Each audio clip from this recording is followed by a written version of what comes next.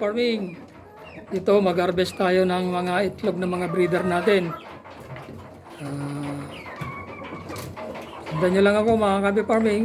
Kita ko sa inyo kung may makukuha tayong eggs ng mga breeder natin.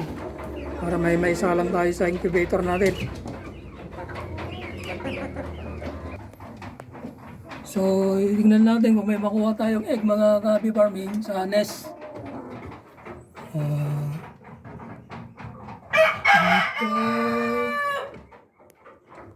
Dito. Walang egg dito. So, dito. Meron.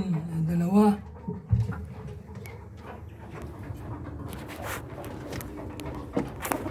So, dito. Wala. Dito. Wala rin. So, may dalawa tayo makukuha rito. Hindi pa nangingitlog yung mga hens natin. So, kunin natin yung egg. Yan. May dalawa tayong makukuha. So, hindi natin yan. So, yung pala natin dito, yung hens natin dito ay meron silang 6. 6 dito na Rhode Island. So, yun yung rooster natin.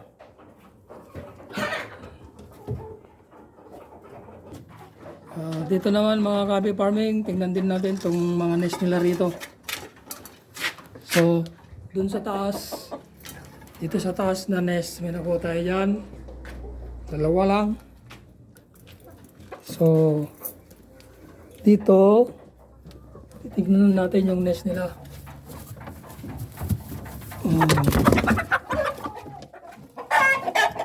Wala dito. Wala rin.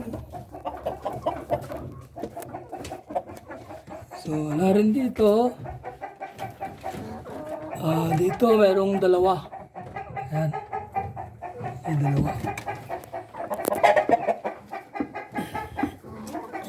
So, ito yung nakuha natin 2 mga kabi farming. 2. So, mga breeder natin dito mga kabi farming ay mga baguhan pa lang, bago pa lang nangingitlog. So, yan ay